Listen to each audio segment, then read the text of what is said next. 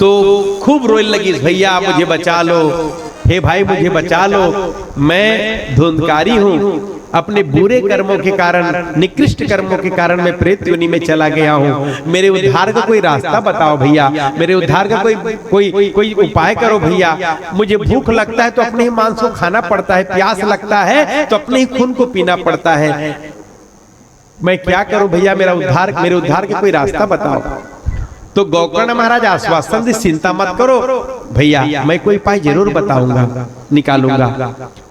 और सुबह जब स्नान के भगवान सूर्यनारायण सूर्यगर्भदीश आदित्य नमस्कारम ये कुर्वन्त दिने दिने जन्मांतर सहस्रस्य दारिद्र्यम नोपजायते। हे सूर्यनारायण भगवान, मेरा भाई अपने बुरे कर्मों के कारण प्रेत योनि में चला गया है, उनका उद्धार कैसे होगा। तो सूर्यनारायण भगवान आशीर्वाद दी, सत्कर्म सूचको नूनम ज्ञान यज्ञम स्मृतो बुद्धे, कि हे गोकर्ण सत्कर्म करो, आकाशवाणी ही सत्कर्म करो। सत्कर्म करो माने श्रीमद् भागवत कथा का यजन करो।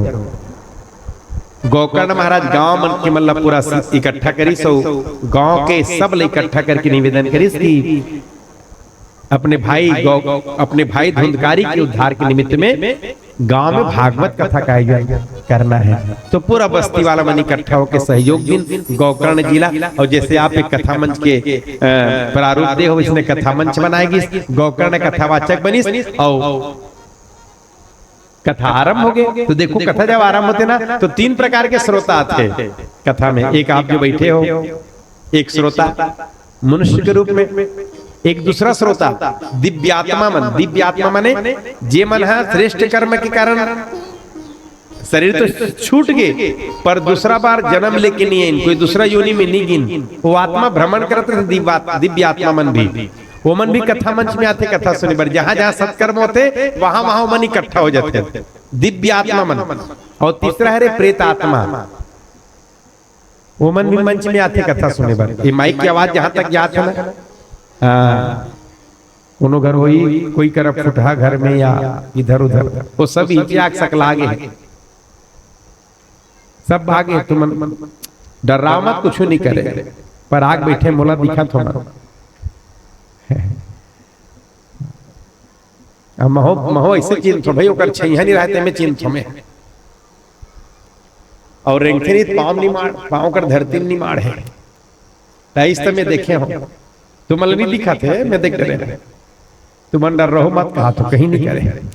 उमन कथा सुने बरा, मतलब कथा जो हुआ थे ना, तो भले निमित्त हमार स्वर्गीय विश्वनाथ सिंह बघेल जी है, निमित्त हो मन बने है, उकर आत्मा निमित्त है, पर ये कथा ला गांव के प्रत्येक परिवार के, प्रत्येक घर के, वो हर जीव आत्मा मना के सुनते हैं, जी मन शरीर से अलग हो चुके हैं।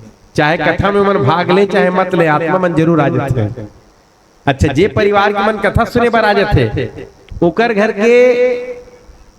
के जीवात्मा के निश्चित कल्याण होते। जैसे कि कथा का आयोजन कोई भी करे, अगर हम नित्य नियम पूर्वक कथा सुना था ना के बैठ के, तो हमारे साथ में हमारे पितृ देवता मन भी आते हैं हमारे साथ में कथा सुने पर, और पितृ देवता मन आते हैं हमारे साथ, तो मन भी कथा सुनते, तो वो मन तृप्त होते। तो कथा कोई भी कराए, ये कथा में जे मन आके कथा मंच में कथा बैठ के सुनते, उकर सबके पितृ देवता मन आत्मा शांति प्रदान करते। भागवत कथा बोलो भागवत भगवान की। कैसे भागवत कथा कथे कराए जाते और सब लोग सुनाए जाते, सबके कल्याण हो, सबके उद्धार हो, सब मुक्त हो जाए, सबके आत्म कल्याण हो जाए, ये उद्देश्य रहते श्रीमद् भागवत कथा के। तो तीन प्रकार के श्रोता कथा मंच में आते हैं। जब कथा आरंभ तो धुंधकारी की आत्मा भी आए लगी धीरे धीरे करके मंच तक के, और मंच में तो कहीं जगह नहीं मिली बैठे के, तो एक कथा मंच में आप देखो तो लोहा के पंडाल बनते, पहले बांस के पंडाल बने, तो कथा मंच में एक बांस गड़ेरी से, वो बांस री 7 गांठ के, और बांस रहते खाली, नीचे खाली रही से, वो तो खाली जगह में घुस गया। पहली दिन कथा सुनी, पहला नंबर की गांठ फूटी, ऊपर उठी थोड़ा। दूसरे दिन कथा 7 गांठ कावर रखते, 7 दिन के कथा रहते, तो 7 दिन कथा हम 7 गांठ फूटना, मतलब हमरो जीवन में गांठ है ना, हमरो जीवन में गांठ है, वही गांठ के कारण हमारा आत्म कल्याण नहीं हो पाए। कौन कौन से गांठ? काम, क्रोध, मद, लोभ, मोह, मत्सर, विद्या, ये 7 गांठ है हमारे जीवन में। जब तक कि काम, क्रोध, मद, लोभ, मोह, मत्सर, विद्या हमारे जीवन से दूर नहीं हुई, तब तक कि हमारी मुक्ति संभव नहीं है। जीते जी मुक्त होते जीव कब? जब जीवन से 7 विकार दूर हो जाते। ये 7 गांठ के बाद मैंने 7 विकार ले जीवन से दूर करना।